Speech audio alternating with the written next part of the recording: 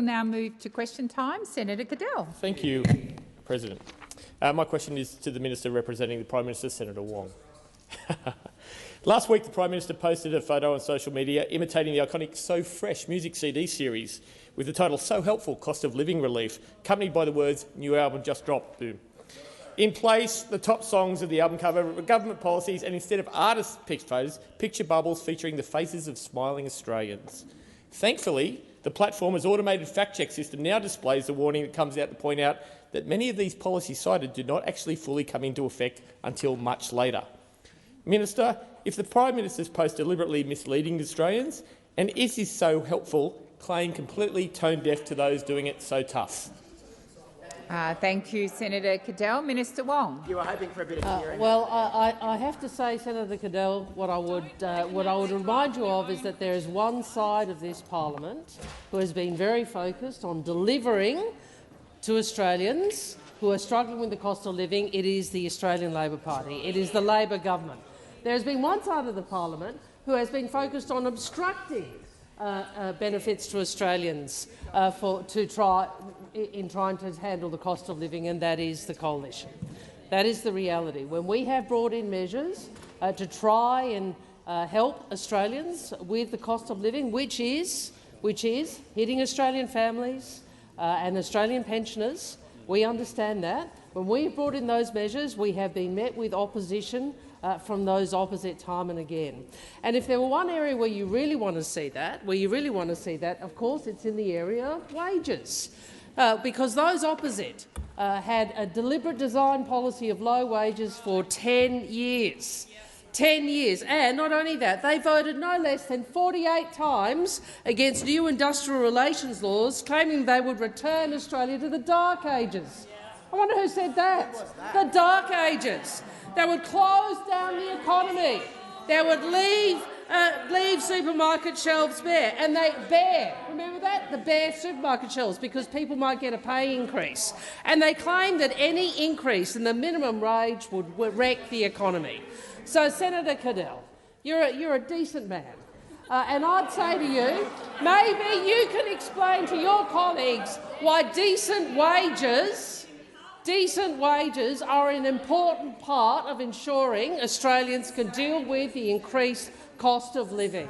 And perhaps you should talk to some of your frontbench colleagues who come from this scorched earth mentality that says, actually, those workers, they should just make sure their wages stay low, because that way the economy Thank you, Minister. Senator Cadell, first supplementary. Thank you, President.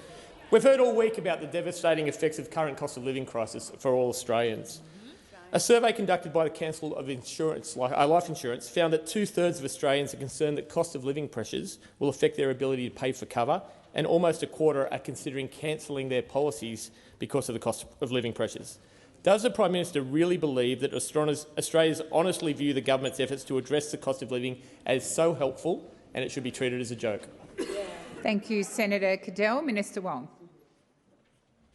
What the Prime Minister believes is that the government should ensure that wages are moving again, and after a decade under you, they are. What the Prime Minister is focused on is delivering the tax cuts, which delivered a tax cut to every Australian.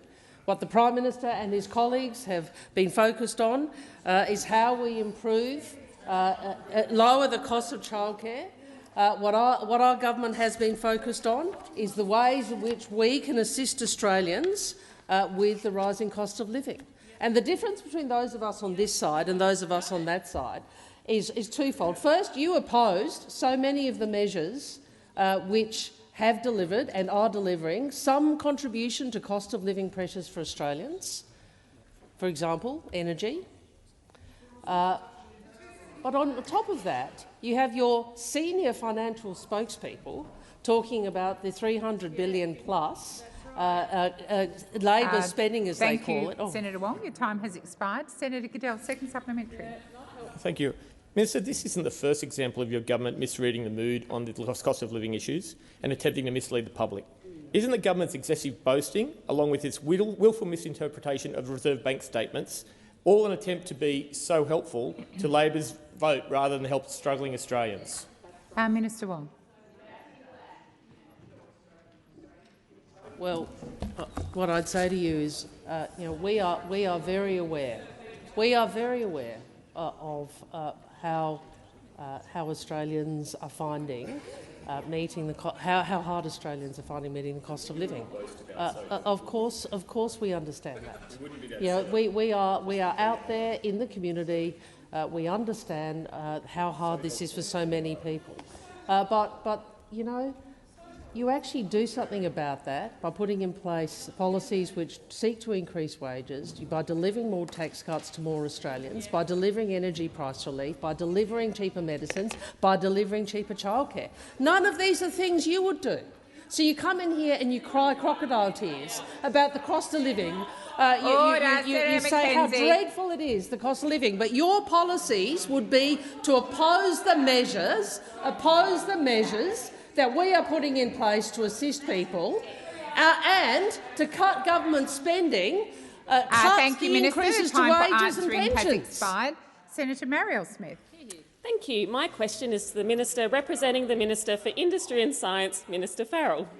I refer to the Albanese Labor government's commitment to deliver a future made in Australia that delivers secure, well-paid jobs in regions and outer suburbs across the country. What has the Albanese government already done to start this important work? Minister Farrell. Thank you, President, and thank Senator Smith for that question. A very fine senator from South Australia who's doing a wonderful job for the people of South Australia, and thank you for a question, finally, this week. The Albanese Labor government has been committed to supporting Australian manufacturing industry from day one. We established the $392 million industry growth program with the Minister for Industry and Science, that wonderful fellow, Minister for Industry and Science, Minister Husek, recently announcing the first grant recipients to support small and medium manufacturing businesses. One of the recipients is Cauldron Molecules. It received $4.3 million to develop a world-first hyper-fermentation facility just outside Orange in regional New South Wales. Their technology aims to bring down the cost of biomanufacturing across a wide range of products: food, feed, fibre and fuel, the 4 Fs. This government support of Cauldron will help to keep other Australian manufacturers at the cutting edge, making a wider range of products at competitive prices. Cauldron have proved their technology works in a lab, and this grant will help show that it can work in a 10 kilolitre pilot facility. After that, they plan to scale up to 100 kilolitre facility that can deliver commercial volumes to their customers. This government's approach is already delivering a growing manufacturing industry. And listen to this, there are more than 70,000 more workers in secure, well-paid manufacturing jobs since we came to government. 70,000. There's no time, 70,000. There's no time to waste, and that's why this government is getting on with the job. Thank you, Minister. The time for answering has expired. Senator Smith, first supplementary. Thank you, Minister, for outlining the ways the Albanese Labor government is strengthening the nation's manufacturing capability and delivering secure, well-paid jobs across the country. A future made in Australia is about turning great Australian ideas into growing local businesses. What is the government doing to help foster more great ideas that can create the iconic Australian businesses of the future? Thank you, Senator Smith. Minister Farrell. Thank you, President, and thank Senator Smith for that very incisive question, because the Minister for Industry and Science announced this week a new national science and research priorities, which place science at the forefront of our industrial transformation, connecting science, research and manufacturing to secure our future at a country that makes things here. One of the key ways that the government fosters this connection is through the Cooperative Research Centres program.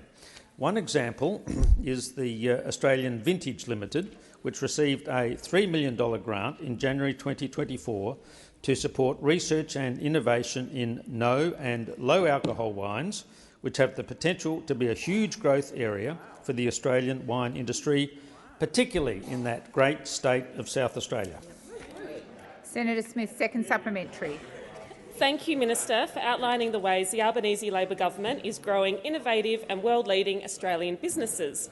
Why is this government so determined to rebuild Australian manufacturing, and how does this compare to the Liberals and Nationals who oversaw a decade of inaction towards Australian manufacturing? Minister Farrell. Thank you, President, and once again thank Senator Smith for her question. Sadly, when the Liberals and Nationals were given the chance to support workers, they have repeatedly chosen to play politics. Again, we're seeing the unholy alliance of the Coalition and the Greens. They've teamed up with the Greens to block affordable homes for Australians, and now they're teaming up to block high-paying jobs for Australians. Whether it's capping gas prices or delivering better wages and lower taxes for manufacturing workers, every time we hear the same response from the Liberals and the Nationals: no, no, no. And now, when it comes to supporting a future made in Australia, a future made in Australia. I'm not defensive, Senator McKenzie. I'm out there. I'm forward-leading, and once again, the Liberals and the Nationals are turning their backs on Australian workers. Thank you, Minister. Senator Ruston. Thank you very much, President. My question is to the Minister representing the Minister for Health, Senator Gallagher. Minister, it has been reported that a national shortage of saline intravenous fluids has now reached disaster levels. These fluids are absolutely critical to the emergency healthcare provided to patients in Australian hospitals. This is an issue of national importance. When did the government first become aware of concerns for Australia's supply of IV saline? Thank you, Senator Ruston. Senator Gallagher. Thank you, President. I was just seeing if we had any update from the Health Minister's office. I'm not aware of the date. I am aware that the government is working as it would normally do. Well, Senator McKenzie, she asked when did the government become aware, and I'm saying that the Minister for Health. McKenzie, I don't think it's unreasonable. I don't think it's unreasonable to say that I don't have Minister the Gallagher, exact please date. resume your seat. Senator McKenzie, I've already called you to order. This is not your question. As I said to you yesterday, either sit in here in silence or leave the chamber. That's your choice. Please continue, Minister. Thank you, President. I was just checking to see if we had an exact date, which was the actual question that I was asked. I will come back if I can provide that to you, but I am aware, and the Minister for Health is across this and being briefed closely by his department on how to manage the shortage of IV fluids, and that is work that is being done across states and territories to manage the supply of IV fluids within their jurisdiction, and that the Commonwealth and the jurisdictions and other professional bodies have initiated a national IV fluid working group which consists of state and territory representatives, private hospitals and the AMA to work collaboratively on IV fluid supply issues and to coordinate the national response. There have been a number of outcomes to that meeting which I am happy to go through, but we cannot compel sponsors to increase manufacturing of supply of medicines in Australia. However, the TGA monitors and mitigates medicine supply issues and has approved several alternative supplies from overseas under Section 19A of the Therapeutic Goods Act 1989 to supplement the local production and supply of other registered products. Thank you, Minister. Senator Ruston, first Thank supplementary. you very much, President. Well, it is my understanding that the government should have been aware since May that there was an impending shortage of IV fluid in Australia.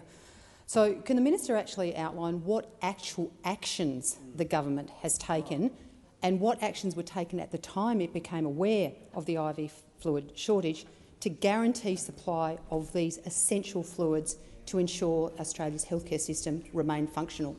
Thank you, Senator Ruston. Minister Gallagher. Thank you. Well, I'm very happy to do that. I understand that across Australia the shortage of saline products has been ongoing since early 2023 but has recently worsened.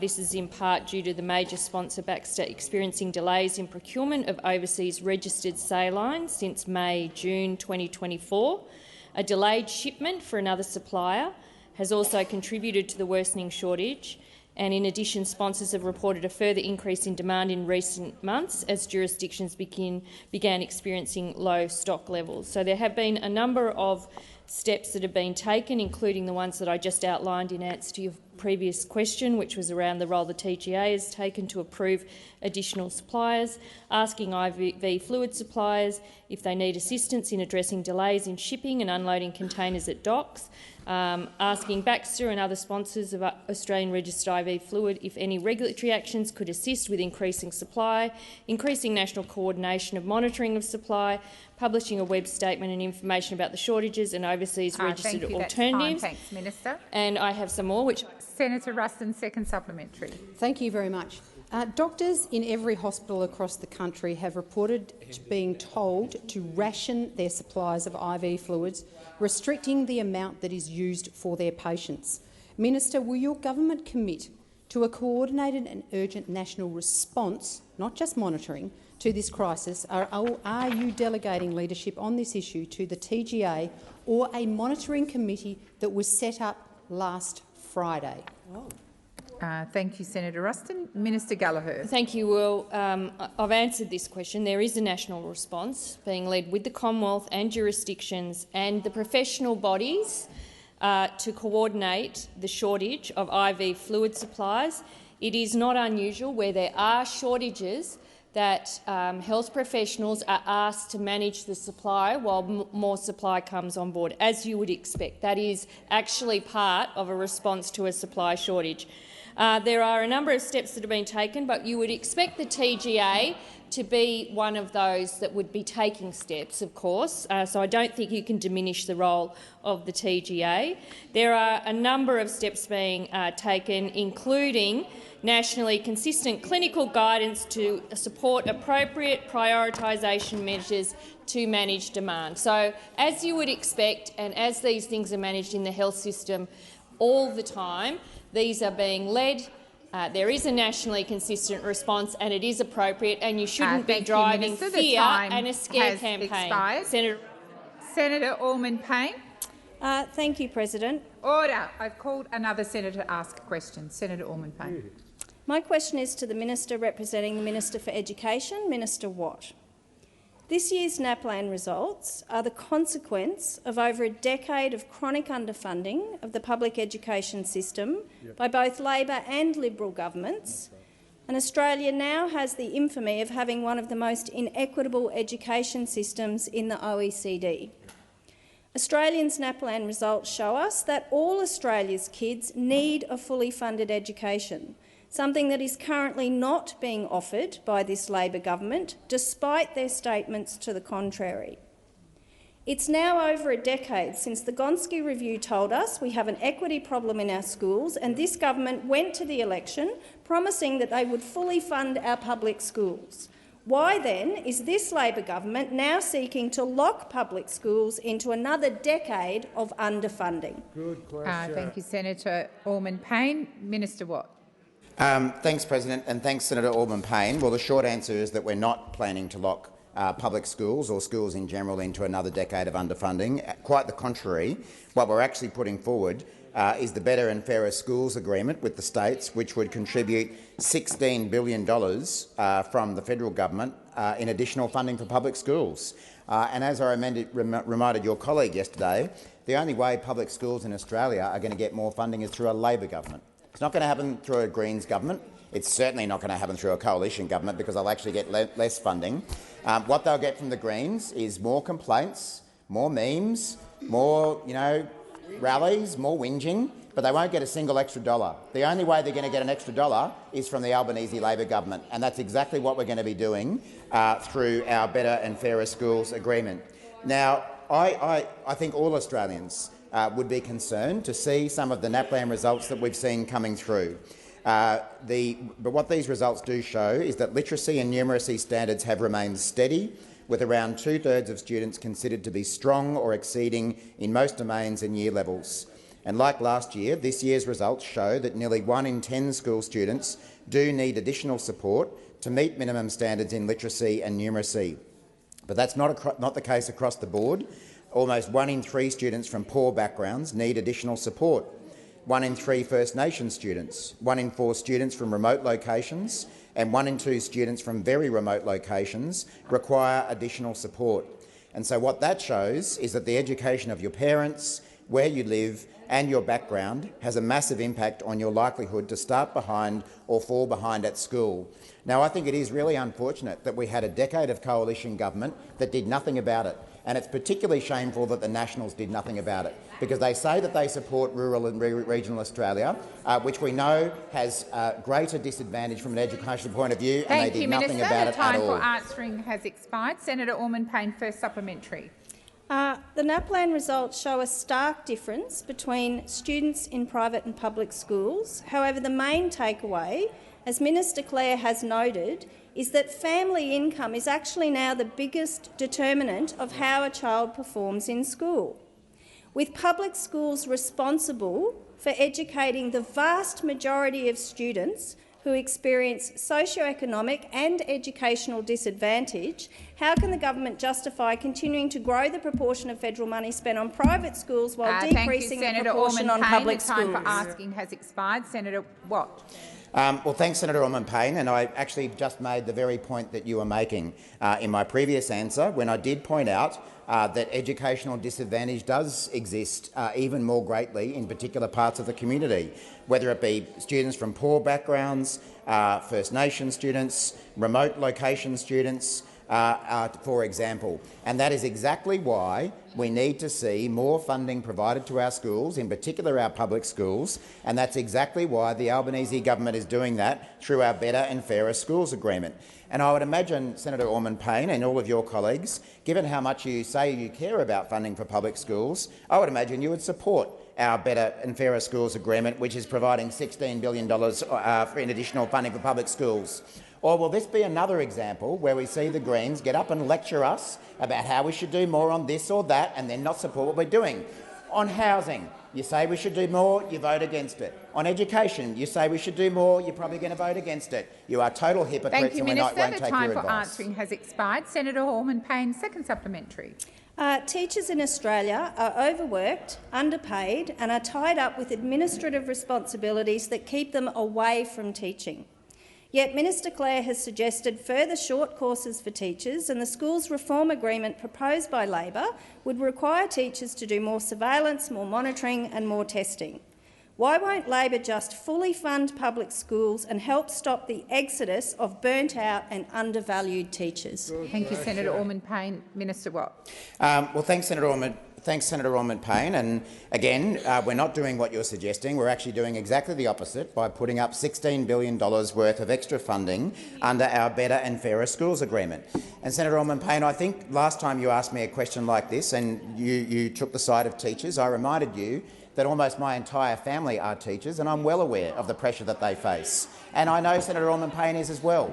I'm well aware of the pressures that they face, and that's exactly why they deserve our support, and that is why they're getting the support of the Albanese government through more funding.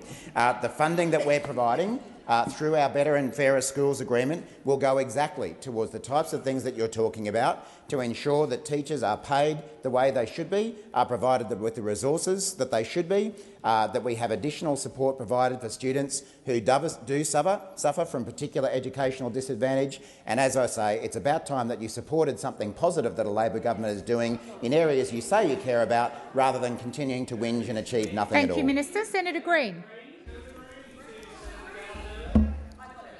Order. Order. My question is to the Minister representing the Minister for Sport, Senator Gallagher. Australians have been glued to their TVs, sometimes in the early hours, watching our athletes compete on the world stage in Paris to achieve a record-setting medal haul at the Olympics. From the pool to the track, the rapids to the velodrome, our athletes did us so proud, finishing 4th on the medal tally. Can the Minister please report to the Senate on the success of the Australian Olympics campaign, and how is the Australian government supporting our athletes? Thank you, Senator Green. Minister Gallagher. Thank you, President, and I thank Senator Green, who is a mad sports fan, for the question and for the ability to reflect on the success of the Australian Olympic team. Australians sent 460 athletes to Paris for the 2024 Olympics, and it's an honour to be able to celebrate their success here in the Senate today.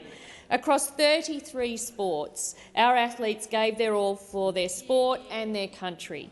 And back home, we gave our sleepless nights and early mornings in front of the TV cheering them on. As the PM said when he greeted our athletes this morning, every single one of these athletes has done us proud. Not everyone had a medal around their neck, but every single one of them was worth their weight in gold. Every single one of them has done our country proud. Jess Fox and Eddie Ockenden represented Australia with pride at the opening ceremony as flag bearers. Jess secured her place as the undisputed Queen of the Rapids, winning 2 gold medals and being elected to the International Olympic Committee's Athletes Commission and the Brisbane 2032 board. Noemi added to the Fox family medal haul with gold in the canoe slalom. Our Dolphins absolutely dazzled in the pool with lots of silver, gold and bronze, incredible team spirit in the relays and fearlessness, and Moesha Johnson, who swam 10 kilometres up and down the river. Anna Mears was amazing as our chef de mission. I would have thought this would have received some more bipartisan support, frankly, and I'm sure she wouldn't play favourites, but I have no doubt she would have been proud of our cyclists and gold in the men's team pursuit. And Anna's defence of our breakdancer Ray Gunn showed the world Australians' unique brand of loyalty, and Australians' dance floors will never be the same again. Australia now has a couple of weeks to catch up on sleep and get ready for the Paralympics. Senator Green, first supplementary. Well, thank you, President, and thank you, Minister. Undeniably, our women athletes were the story of the Paris Games. The fantastic Fox sisters on the Rapids, our incredible women swimmers, Nina Kennedy in the pole vault, Saya Sakakibara carving up the BMX, and Cairns-born Arissa True in the skate park. What impact have these women had on the future of women's sports in Australia? Thank you, Senator Green. Minister Gallagher. Thank you very much. Of Australia's 18 gold medals, 13 of them were won by women. The women at this Olympics were incredible. 55% of the team were women, a huge improvement on the 0 women that were taken to the 1924 Paris Olympics. Nina Kennedy became the first Australian woman to win Olympic gold in a field event. Saya Sakakibara dominated on BMX, and Arissa True, a Cairns local, ruled from the skateboard. I can't wait to see these 2 Queenslanders at Brisbane 2032. 7 of the gold medals were won in the pool, and 6 of these medals were won by women.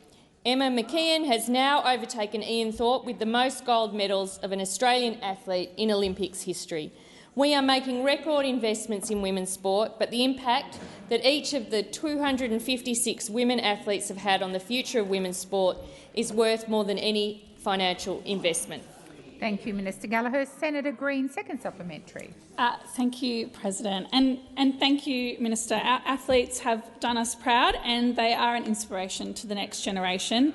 In the lead-up to Brisbane 2032, how is the government supporting our athletes, and why is it important that we continue to support grassroots sport as well as high-performance facilities that our athletes need to continue achieving at the level that they have in the Paris Olympics? Thank you, Senator Green. Minister Gallagher. Thank you, President. Thanks, Senator Green, for the supplementary, and for all of those athletes that attended and represented the country on Australia's behalf to the Olympics. Started their sport at a young age, and we saw photos of them often as they were showing their event on the TV. So it is important, as Senator Green said, that we make sure that we are continuing to support grassroots sport, because this is where young kids get involved and supported and on their way to becoming elite athletes or just enjoying the participation in the sport of their choice. There has been a record investment in this sport in this budget, almost $500 million over the next 2 years as we prepare for LA28, the largest Olympic and Paralympic sport investment ever. We've also made that record investment into the AIS here in Canberra, the biggest since the early 80s, so $249 million to make sure that that facility can do the job it needs to do. And on top of that is a $200 million Play Our Way fund for women and girls. Senator Roberts. Thank you, President. My question is to the Minister for Indigenous Australians, Senator McCarthy. The 2024 NAPLAN results are out and call into question the entire education process for Aboriginal Australians in the Northern Territory. These children, to whom our nation owes a duty of care, record worse NAPLAN scores in Year 9 than in Year 3. Minister, please explain why Aboriginal children in the Northern Territory go backwards the longer they stay in school. Thank you, Senator Roberts. Minister McCarthy. Thank you, President, and thank you, Senator, for your question.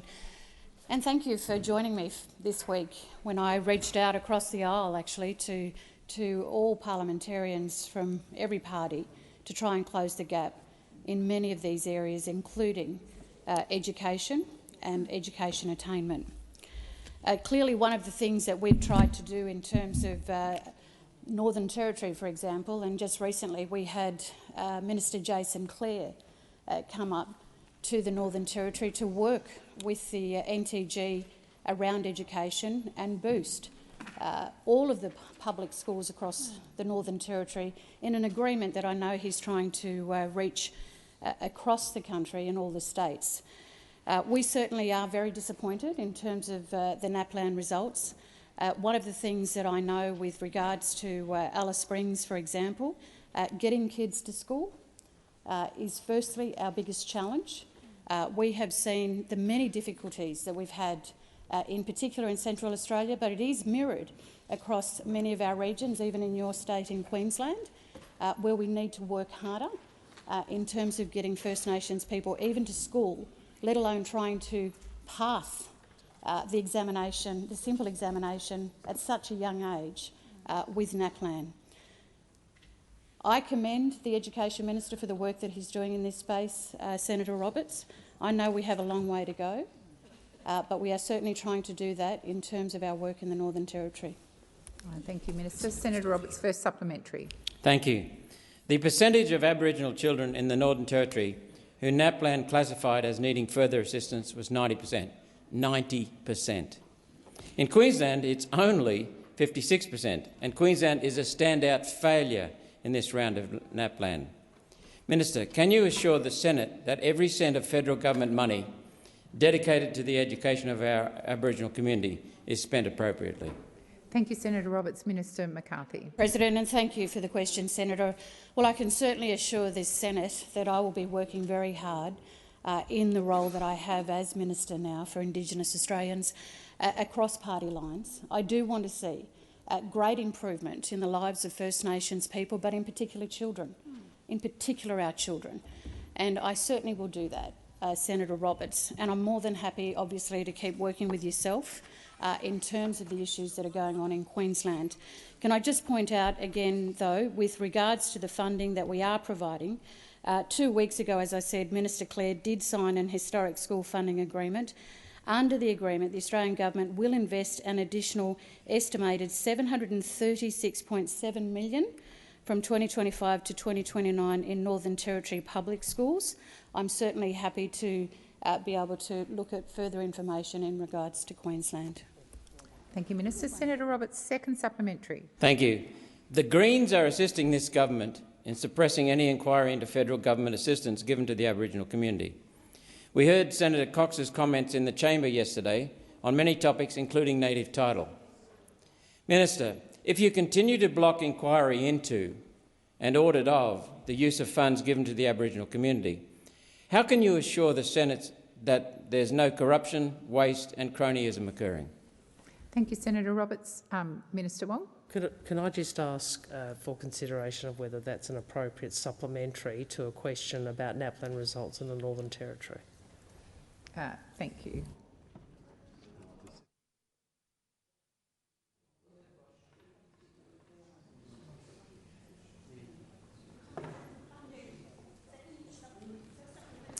I'm advised Senator Wong, and I remind the chamber that Senator Roberts' second question did go to funding, and so it does flow from the first supplementary. So, thank you, Minister.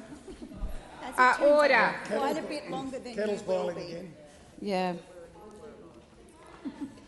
Please continue, Minister. Thank you. Thank you, President.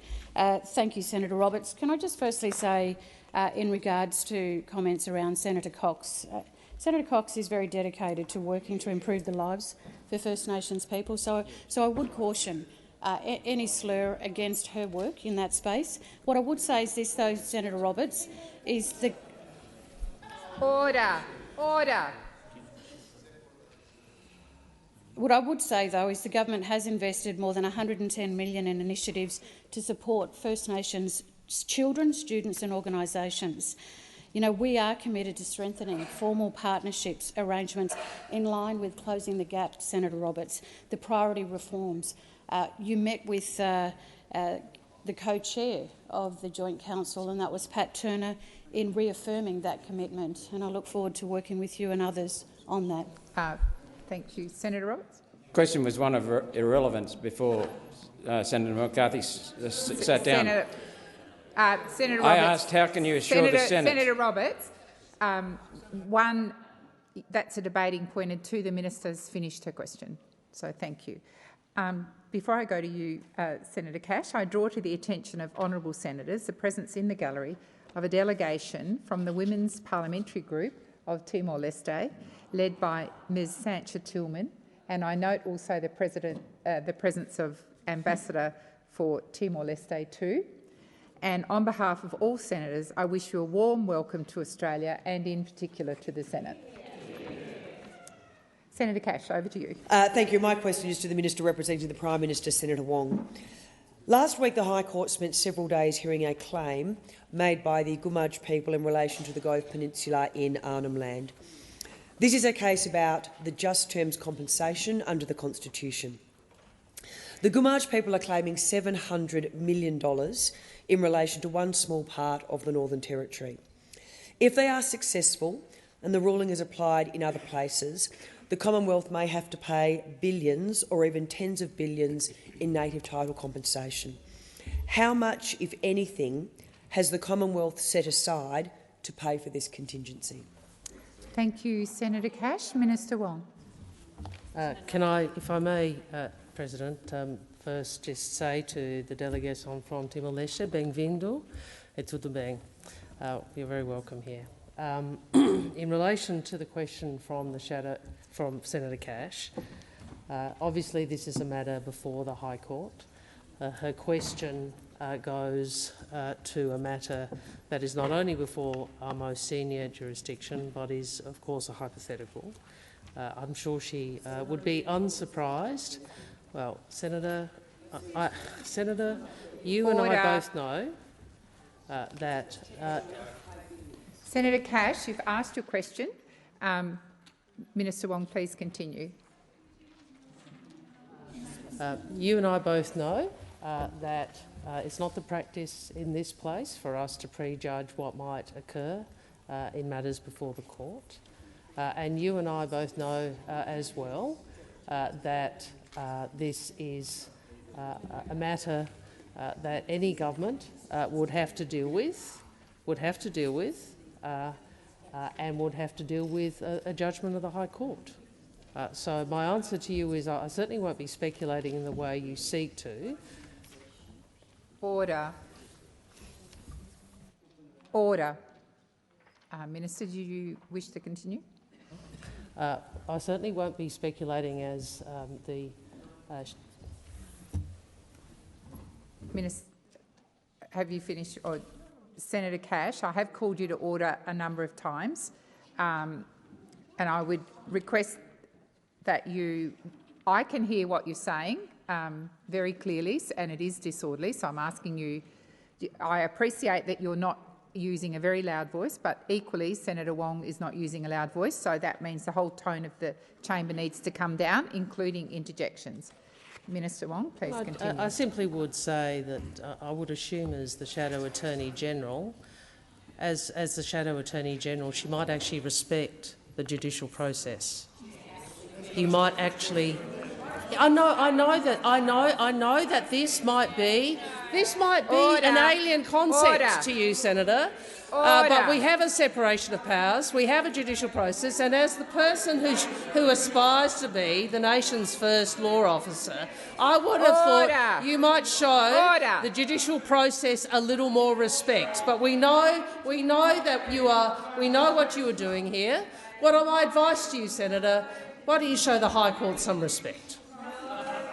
Senator Cash, for a supplementary. Budget. Thank you, Minister. Has the Commonwealth done any modelling on the budgetary and economic impact of an unexpected $700 million compensation bill, and if so, what are the impacts? Thank you, Senator Cash. Minister Wong. I refer to my first answer. Senator Cash, second supplementary. Thank you. So, could you please inform the Senate what contingency plans are in place if the Commonwealth is suddenly liable to pay hundreds of millions, if not potentially billions, in compensation, given it's the taxpayer who'll be picking up the tab? Thank you, Senator Cash. Order. Order. Senator Gallagher. Minister Wong. I refer to my first answer. Senator Payman. Order. Order. Senator Payman. Thank you, President. My question is to the Minister representing Minister for Agriculture in the Senate, Minister McCarthy.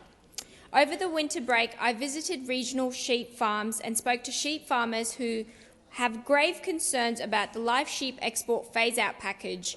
One of those sheep farmers was Judith from the Wandering Shire, who stressed to me the lack of support from the government to outline exactly what comes after the end of live sheep export. These are towns of generational sheep farmers that rely solely on this industry, and now they're being asked to transition out of it with no detail on what's to come next. So Judith asked me, transition to what? We have transition packages for coal mining communities where it's detailed exactly what they're transitioning to, but that is not the case in this package. So on behalf of Judith and all WA sheep farmers and communities, I ask the Minister, transition to what? Thank you, Senator Payman. Minister McCarthy. Thank you, President, and I thank Senator Payman for her question. Well, certainly ending live sheep exports by sea marks a considerable step forward for animal welfare and capitalises on onshore opportunities in sheep meat processing. Senator Payman, obviously the other side are not interested to know. That's right. They obviously don't care about the farmers in Western Australia. That's right. We are supporting... Minister, please resume your seat. Order. Order. Order. I remind the opposition there is plenty of opportunity for you to ask similar questions. This question has been asked by Senator Payman, Senator McKenzie particularly. Order. Senator Brockman. Senator Ayres. Order. Order. Order across the chamber. Order.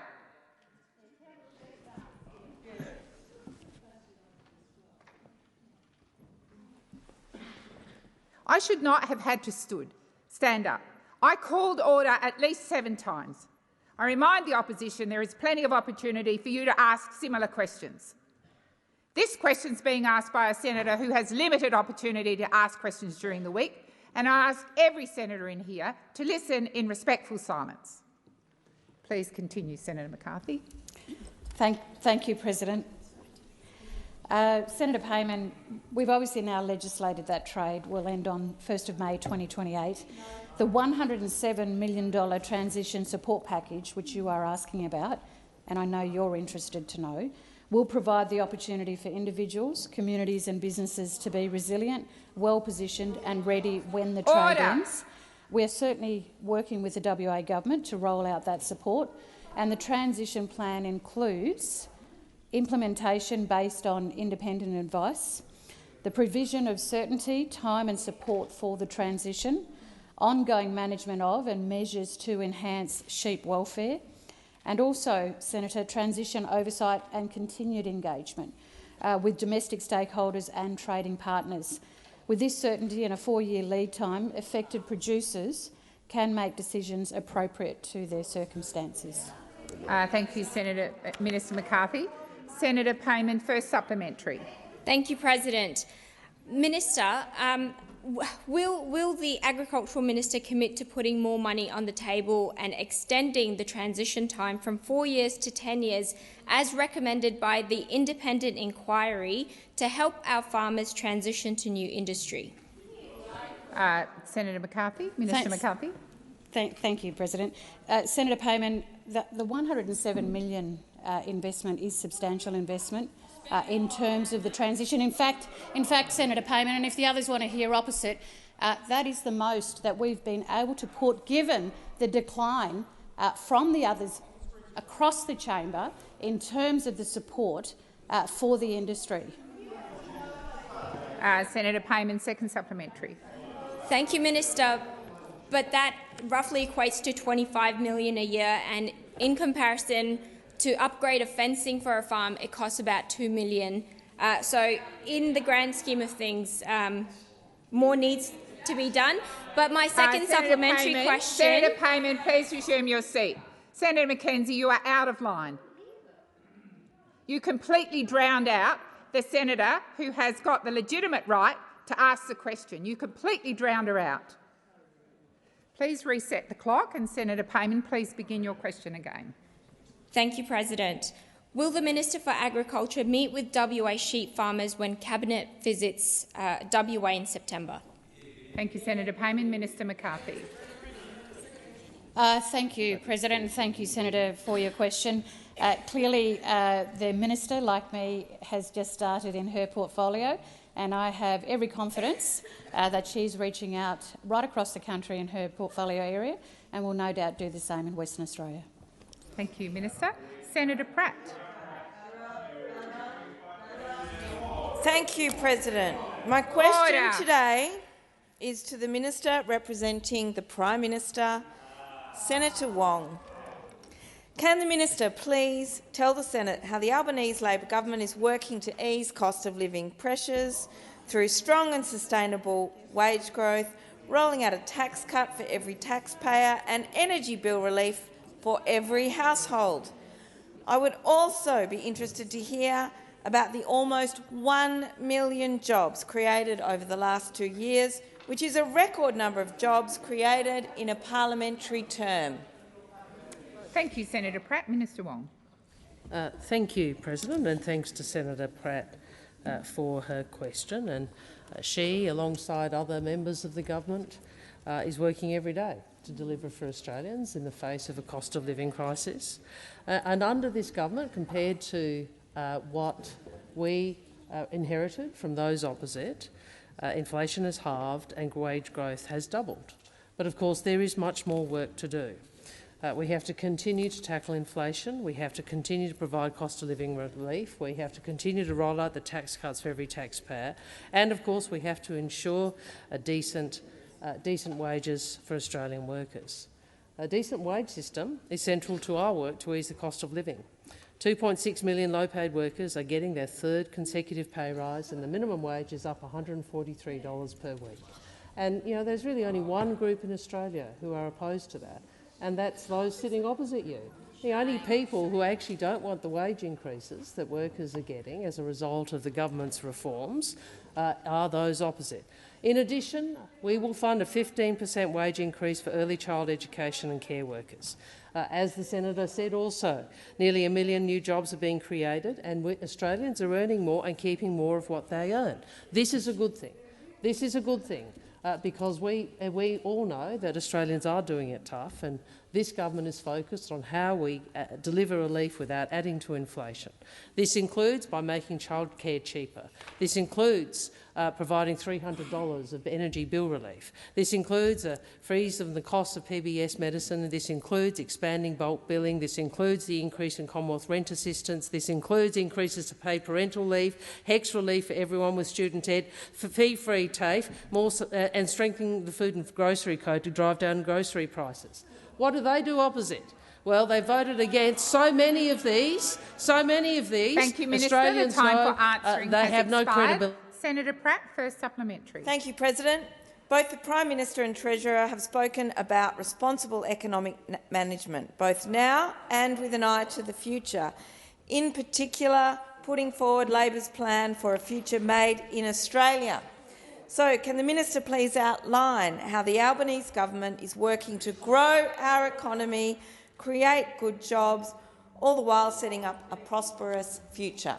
Thank you, Senator Pratt. Minister Wong. Thank you, President. And if I can just finish off on cost of living relief, let's remember every time they come back in here to talk about cost of living, this is the lot that voted against cheaper medicines. This is the lot that voted against getting wages moving. This is the lot that voted against energy price relief. This is the lot that voted against housing help.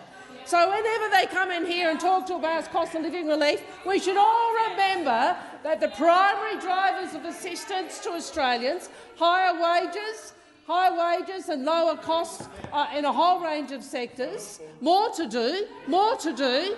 But remember, what is not helpful is your opposition to it. What is not helpful is you saying, we don't want Australians to get energy price relief. We don't want Australians to get decent wages. We don't want Australians to get cheaper childcare. We don't want Australians to get more bulk billings or cheaper medicines. You have no credibility when it comes to cost of living. Thank you, Minister. The time has expired.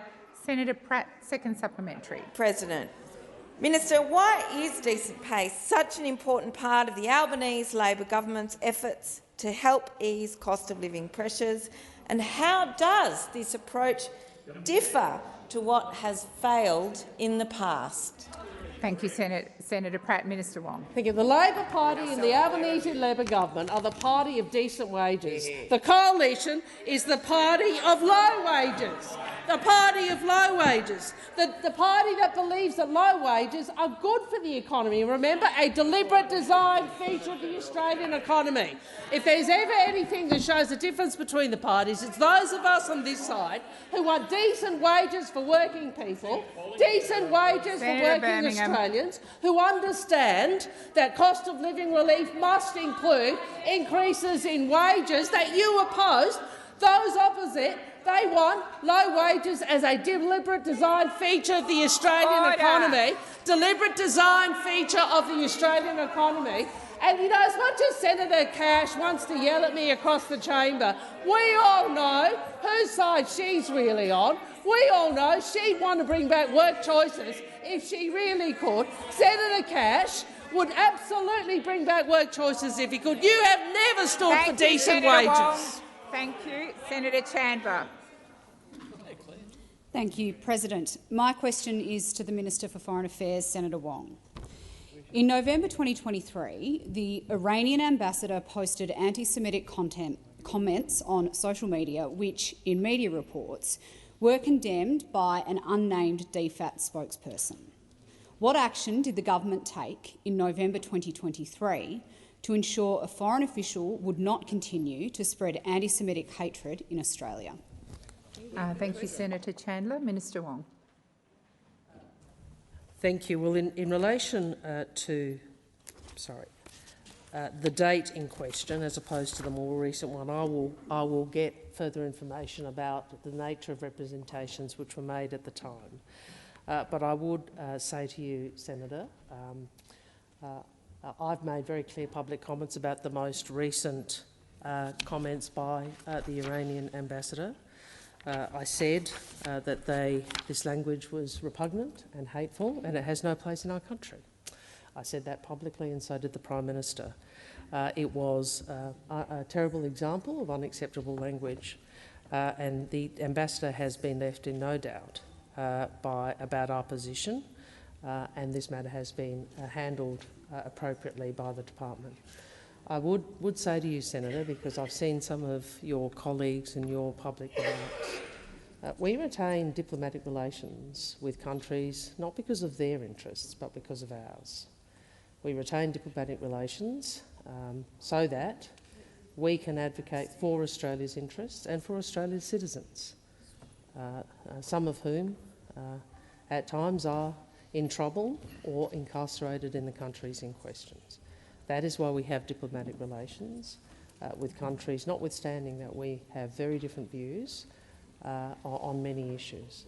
But I again say those remarks were repugnant, and I want to express again I understand how distressing they were for members of Australia's Jewish community, and I hope that they know that those of us in the government and this parliament stand against that sort of anti-Semitism.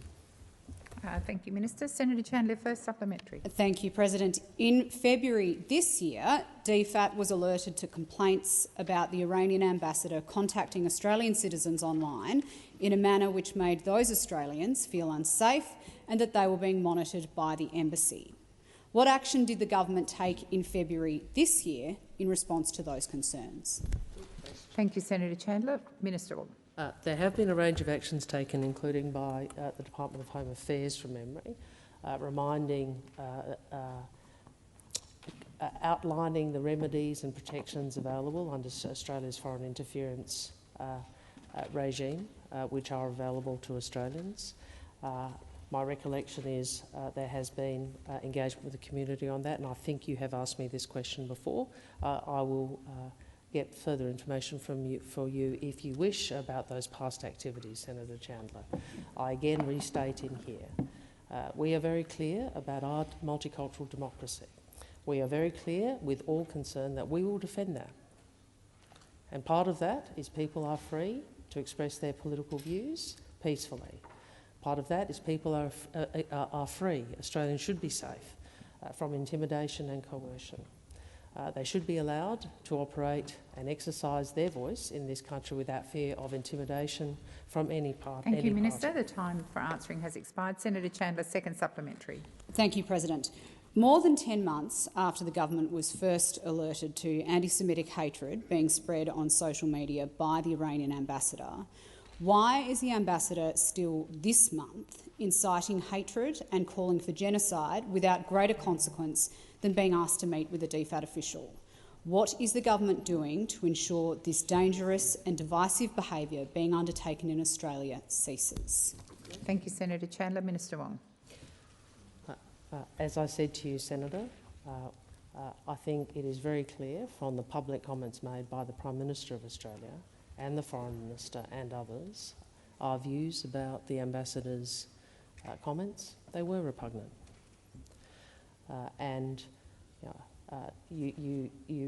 This has been appropriately managed by senior people within the department. The representations are made. As I said in my primary, we maintain diplomatic relations for our interests, not because we agree with the views of the regimes at times with which we deal.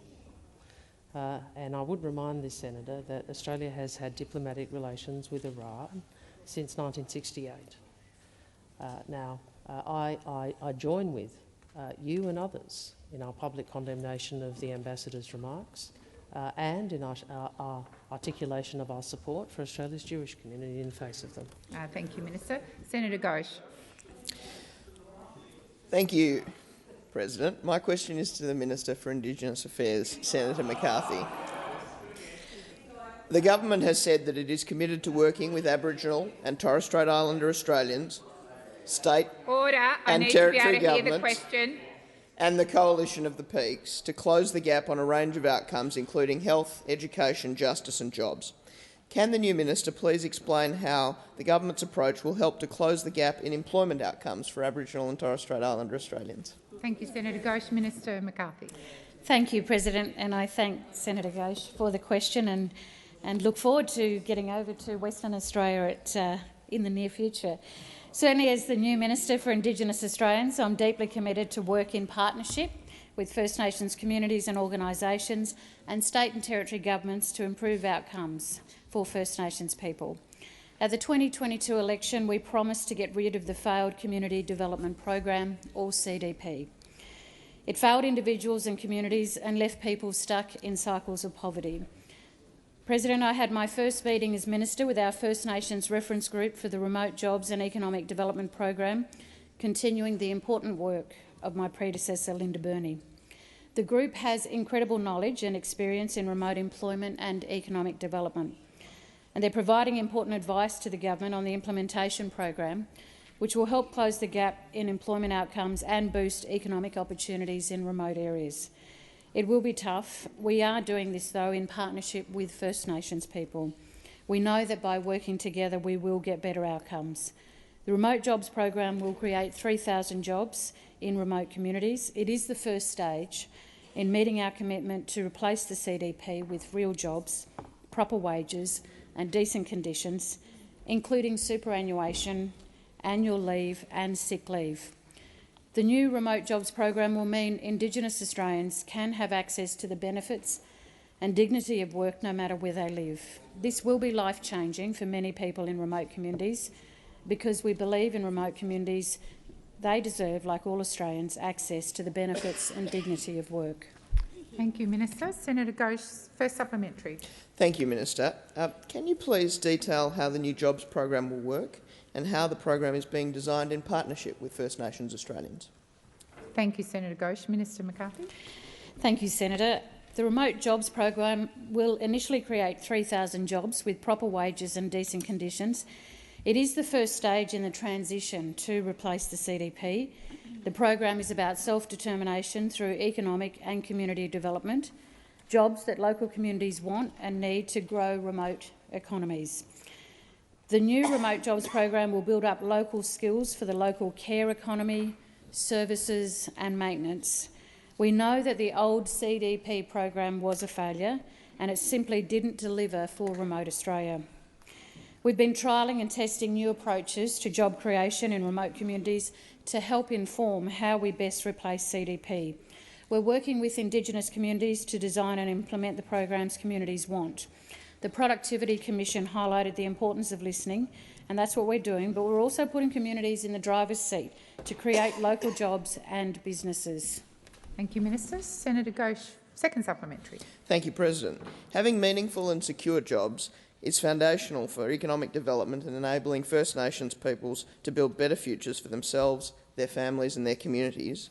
Minister, can you please expand on what else the government is doing to continue improving employment outcomes for First Nations Australians? Minister McCarthy. Thank you, Senator Ghosh. Yes, the Albanese Labor government is committed to working with First Nations people to deliver improvements in employment outcomes for First Nations people, so Indigenous Australians can have access to the benefits and dignity of work no matter where they live, to create a better future for themselves, their families and the next generation. We're boosting employment opportunities for First Nations Australians. More than 300 people have enrolled in the Health Worker Traineeship program as part of our commitment to funding 500 First Nations health workers. Over 14,000 First Nations students have enrolled in fee-free TAFE courses. We progress work to expand Indigenous ranges by up to 1,000 jobs as part of our plan to double the number of ranges by 2030. And we're getting on with delivering our Remote Jobs and Economic Development program to help close the gap in employment outcomes and boost economic opportunities. Thank you, Minister. Senator Wong. Thank you, President. I ask that further questions be placed on notice. Thank you.